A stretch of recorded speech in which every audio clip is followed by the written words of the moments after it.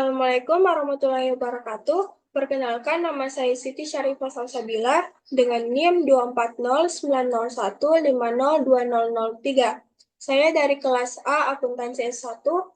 Baik, langsung saja saya akan menjelaskan materi tentang jenis tulisan ilmiah. Jenis tulisan ilmiah. Tulisan ilmiah adalah karya tulis yang disusun berdasarkan hasil penelitian, pengamatan, atau kajian yang bersifat sistematis, logis, dan objektif. Jenis tulisan ini bertujuan untuk mengkomunikasikan temuan atau gagasan dengan cara yang dapat dipertanggungjawabkan secara ilmiah. Baik, yang akan kita bahas yaitu ada 6. Yang pertama makalah, kedua skripsi, dan ketiga tesis. Keempat disertasi, kelima artikel, dan yang terakhir resensi. Pertama, makalah. Pengertian makalah adalah sebuah karya tulis ilmiah yang ditulis untuk memaparkan hasil penelitian, analisis, atau diskusi tentang suatu topik tertentu.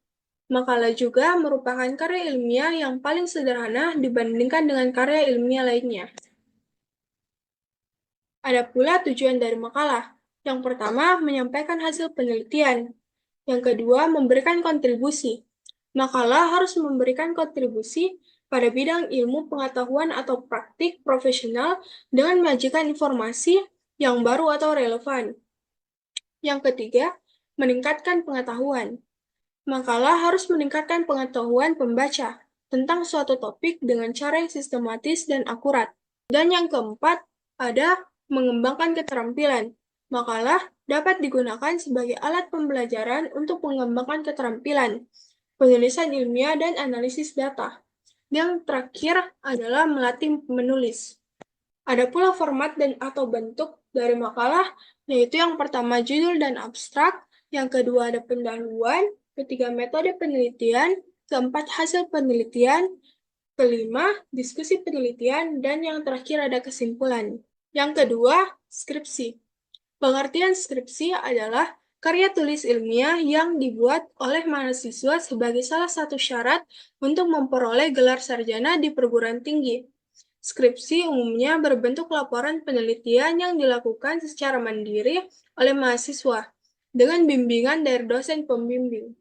Ada pula tujuan skripsi, yaitu yang pertama, menghasilkan pengetahuan baru, menguji hipotesis atau pertanyaan peneliti, mengaplikasikan teori ke praktik, dan yang terakhir ada memenuhi persyaratan akademik. Dan ada pula format atau bentuk dari skripsi, yaitu halaman judul, halaman pengesahan, abstrak, kata pengantar, daftar isi, bab 1, bab 2, dan seterusnya, daftar pustaka, dan yang terakhir ada lampiran.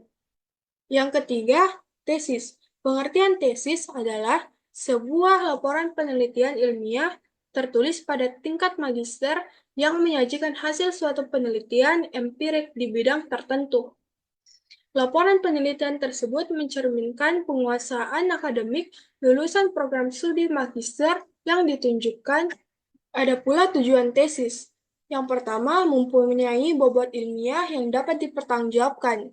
Yang kedua, menunjukkan kedalaman penguasaan teori dan metodologi penelitian. Yang ketiga, menunjukkan ketajaman penalaran. Dan yang terakhir, disusun dalam suatu format yang lazim bagi dunia akademik. Ada pula format atau bentuk dari tesis. Yang pertama, pendahuluan. Yang kedua, tinjauan pustaka. Yang ketiga, metode penelitian. Dan yang terakhir, hasil penelitian dan hasil penutup. Keempat, disertasi. Disertasi adalah jenis tulisan ilmiah yang disusun oleh mahasiswa program doktoral sebagai salah satu syarat untuk memperoleh gelar doktor. Disertasi merupakan karya penelitian yang mendalam, sistematis, dan orisinil dalam bidang keilmuan tertentu. Ada pula tujuan disertasi, yaitu yang pertama, menghasilkan kontribusi.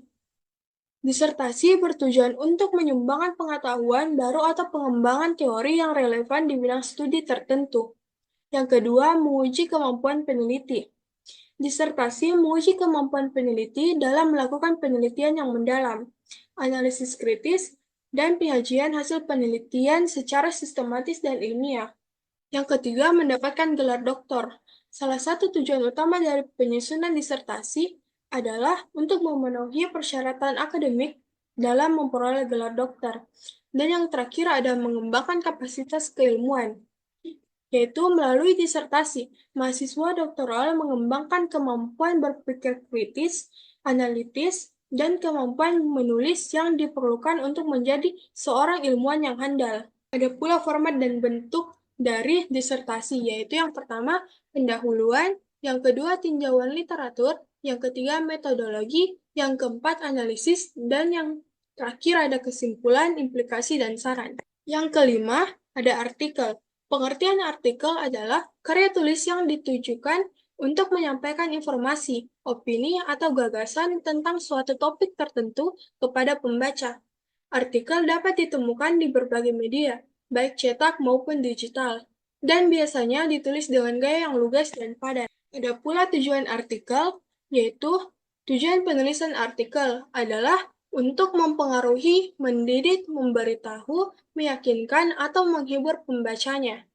Harapannya, pembaca mendapatkan informasi baru yang berguna setelah selesai membaca sebuah artikel.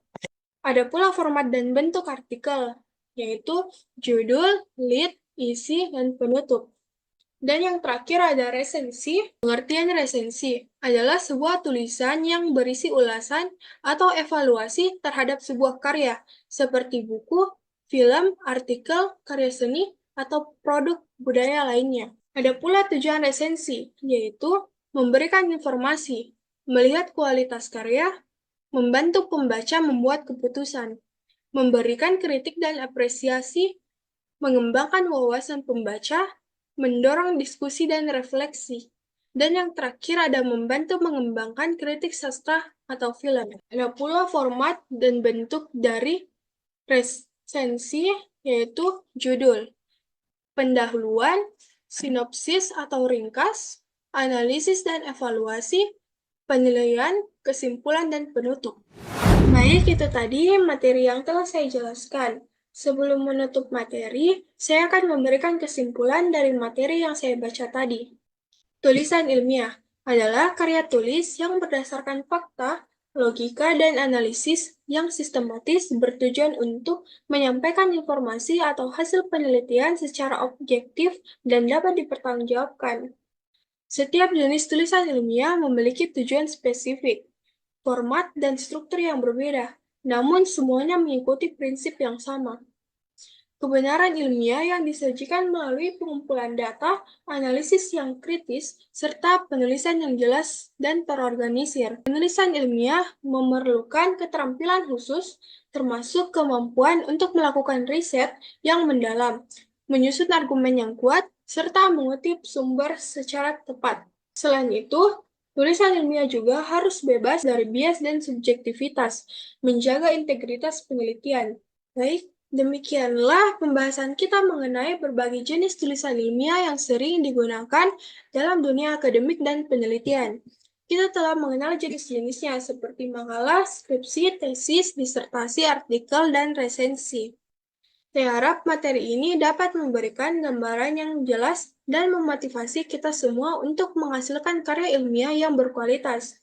Terima kasih atas perhatiannya. Wassalamualaikum warahmatullahi wabarakatuh.